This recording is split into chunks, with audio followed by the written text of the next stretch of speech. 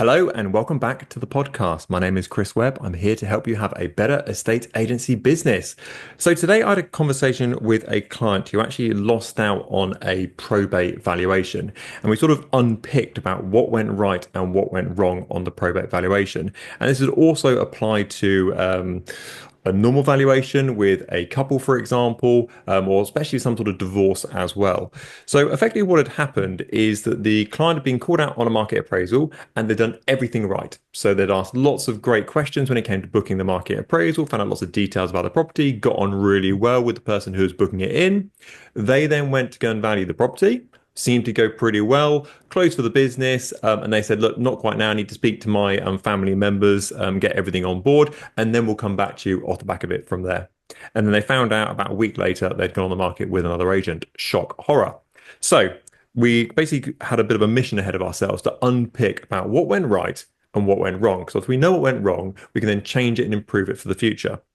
So the question to ask here is, who was the decision maker on the property going onto the market? So it was a probate valuation and there were three family members involved. Now, I'm willing to bet the person who got called on to do the market appraisal happened to be the person who lived the closest. There was nothing to do with them being a property expert in any way, shape, or form. They went, Jill, you live 5 minutes down the road. We all live 5 hours down the road. Therefore, congratulations, you've got the short straw. You're meeting all the estate agents.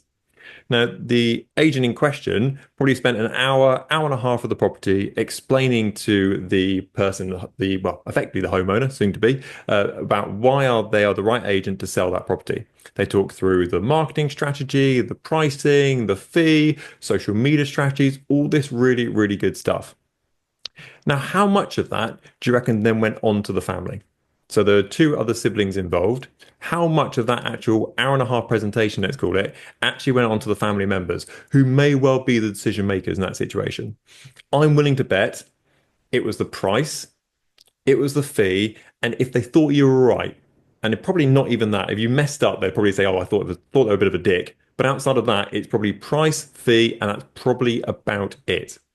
So it's no wonder when that situation comes forward that the rest of the family literally look at their spreadsheet or their list of little items there that says price, fee, price, fee, price, fee. Well, these guys have valued it for the most and actually have got their cheapest fee. So let's go for them because they've got no information to go forward with.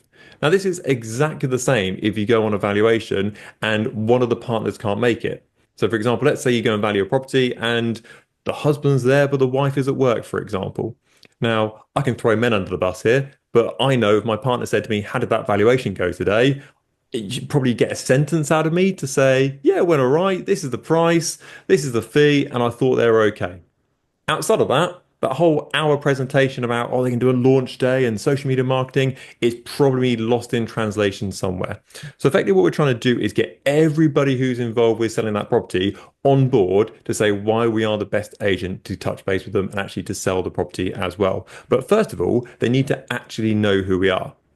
So first mistake that was made, or sort of learning experience that needs to be kind of taken on board, is that we need to get all decision makers if possible, into the property for the market appraisal. And I know you're nodding along at this being thing. Yeah, great, Chris. We know that's really obvious. Great. Well, that is really obvious. So let's make sure we ask who's going to be on the market appraisal to make sure as many of the homeowners as possible, or executors of the will, or whatever it may be, are going to be in the property when we go and value it, because there's less chance of that being lost in translation if everybody is on board with it. If everyone's there, great, problem solved. You can draw a line under it and you've done a good bit there. Now, let's say, for example, my partner lives in Australia and there is no way in any ways earth that they are going to attend the market appraisal. How can we involve them in the market appraisal to make sure they know which agent they like and who they're going to instruct? Because I'm going to put a little bet with you here.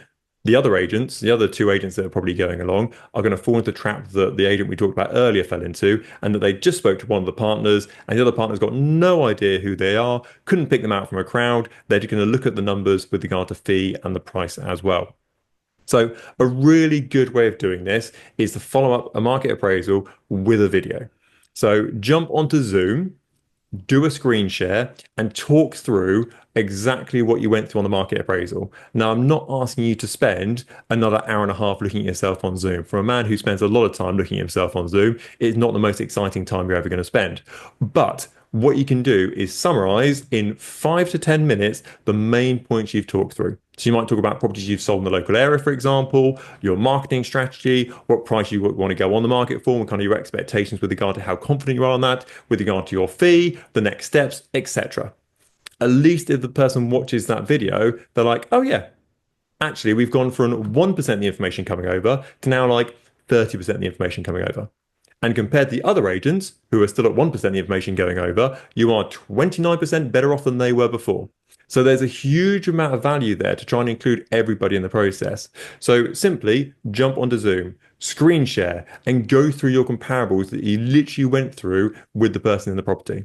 It doesn't need to be polished, doesn't need some sort of fancy presentation with, slides popping up and figures popping up. It can literally just be you talking to a computer saying, hi, Mrs. Jones, hope you're okay. No, you couldn't make it today. Would have been nice to meet you. Saw your lovely property, met with your husband. Here's the details about what we spoke about, just to kind of keep in the loop about what's going on.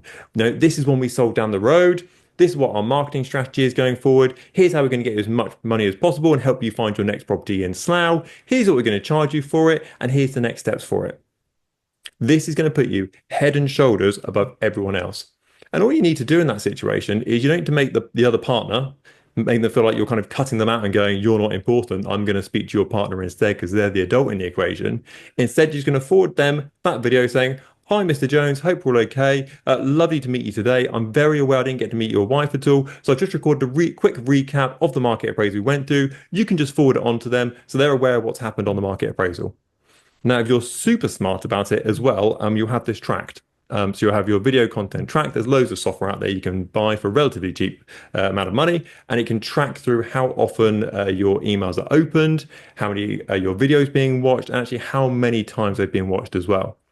So if you know that video has never been watched, for example, next time you speak to that person that you've got contact with, great, did you manage to send the video on to your partner? Did they enjoy it, sort of thing, knowing that they probably didn't forward it on because they forgot to do it. Therefore, you can give them a nudge to do that. If, on the other hand, let's go to the other extreme, they've watched that video 5 times, you're thinking to yourself, either they want to come on the market with me or they want to take me out for dinner. One of those two, it's probably the marketing one. Don't get your hopes up. So you can track through and see how much engagement they've got with your video content. So that's a really, really good way of staying in touch with everybody in the process and making sure everyone is on the same page about the property coming on the market and make you the obvious choice going forward. It's even better when you've got things like probate properties. Because obviously you don't go to many valuations where it's like a throuple or whatever the term is these days, but you do go on probate where there's 3, 4, 5 family members involved with it. And it's like Chinese whispers, like no one knows what's going on. So if you can record some video content and go, this is what's going on, this is the value of the property, this is why it's valued at this price, this is who I am, this is what I'm going to do for my fee, this is how much my fee is, and here's the next steps. They're like, oh my God, like we know Chris, he sent us the video, we know what he's about, he's the video guy. Even if they just know you as that, you're doing better than all the other agents. So look at your process you're going through, look at evaluation and go, actually, what are my gaps? And if all the homeowners are there, great, you've kind of ticked that gap already.